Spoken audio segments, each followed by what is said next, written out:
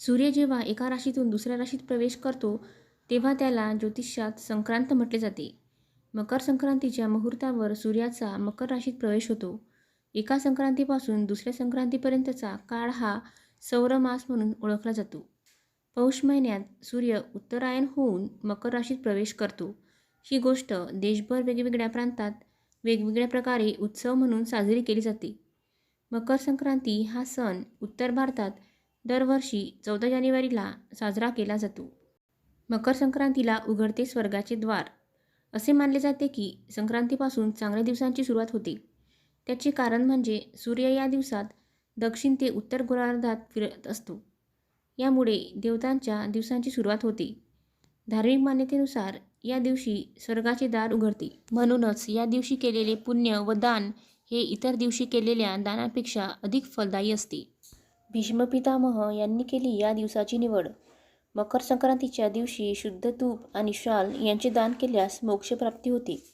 महाभारत काळात भीष्म पितामह यांनी देहत्याग करण्यासाठी मकर संक्रांतीचा दिवस निवडला होता. गीतेत सांगितले आहे की जो माणूस उत्तरायणात शुक्ल पक्षात देहत्याग करतो त्याला मुक्ती मिळते. मकर संक्रांतीपासून सूर्य उत्तरायण होतो, म्हणून हा दिवस लोक आनंदाने आणि उत्साहात साजरा करतात. पुराणातील मकर संक्रांतीची कथा. श्रीमद्भागवत तसेच देवी पुराणानुसार शनी महाराजांचे त्यांच्याच वडिलांशी वैर होते, कारण सूर्यदेवाने त्याची आई छायाला त्याच्या दुसऱ्या बायकोचा संग्याचा मुलगा यमराजाशी भेदभाव करताना पाहिले होते. या गोष्टीने नाराज होऊन सूर्यदेवाने संग्या आणि त्यांचा मुलगा शनी याला स्वतःपासून वेगळे केले होते. म्हणून शनी व छाया यांनी सूर्यदेवाला कुष्ठरोग्याचा शाप दिला होता. मकर संक्रांतीशी जोडलेले आहे सूर्य आणि शनीचे वरदान. यमराज आपल्या वडिलांना सूर्यदेवाला कुष्ठरोगाने पछाडलेले बघून दुःखी झाले. यमराजाने वडिलांना कुष्ठरोगापासून मुक्ती मिळवून देण्यासाठी कठोर तपस्या केली, परंतु सूर्याने रागात येऊन शनी महाराजाच्या घरी असलेली कुंभ राशी, जिला शनिदेवाची राशी मानले जाते, ती जाळून टाकली. त्यामुळे शनी व त्याची आई छाया हिला हाल अपेष्टा सहन करावी लागली.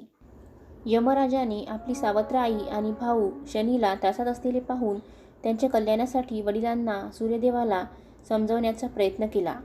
तेव्हा सूर्याने सांगितले की शनी जेव्हा दुसऱ्या घरात म्हणजेच मकर राशीत येईल तेव्हा शनीचे घर धनधान्याने भरपूर असेल.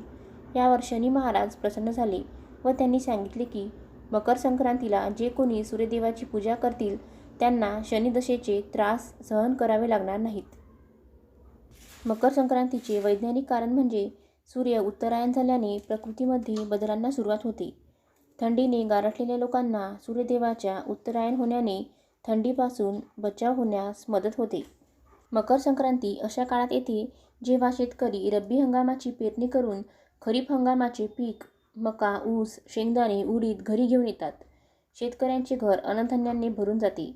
म्हणूनच मकर संक्रांतीला खरीप हंगामातील पदार्थांनी या पर्वाचे स्वागत केले जाते. हिंदू धर्मानुसार मकर संक्रांती सणाबद्दल काही नियम सांगण्यात आले आहे. 14 जानेवारी 2025ला सूर्य सकाळी 8:55 मकर राशीत प्रवेश करणार आहे. तर या दिवशी देवी पिवळ्या रंगाची साडी परिधान करून वाघावर स्वार होऊन येणार आहे. तर तिचं उपवाहन घोडा आहे. शिवाय कपाळावर केशरी टिळा असणार आहे. त्यामुळे यंदा पिवळ्या रंगाच्या साडीसह पिवळ्या बांगड्या, पिवळ्या रंगाच्या वस्तू, त्यासोबतच देवी केशरी टिळा, जाईचा फुलाचा गजरा आणि पिवळ्या रंगाची फुले यावर बंदी असणार आहे.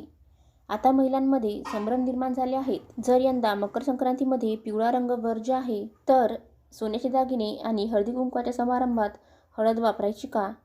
तर देवी पिवळ्या रंगाची साडी आणि बांगड्या घालून येणार आहे. त्यामुळे पिवळ्या रंगाचं काही वापरायचं नाही. पण तुम्ही सोन्याचे दागिने घालू शकता, कारण यंदा मोत्याचे दागिने घालायचे नाही. होय, देवी मोत्याचे दागिने घालून येणार आहे. तर देवीने केशरी टिळा लावला आहे, त्यामुळे हळदीशी त्याचा काहीही संबंध नाही. त्यामुळे महिलांनो, तुम्ही हळदी कुंकू समारंभ करू शकणार आहात. जर तुम्हाला माझा व्हिडिओ आवडला असेल तर प्लीज माझ्या चॅनलला लाईक, शेअर आणि सबस्क्राईब करा. धन्यवाद.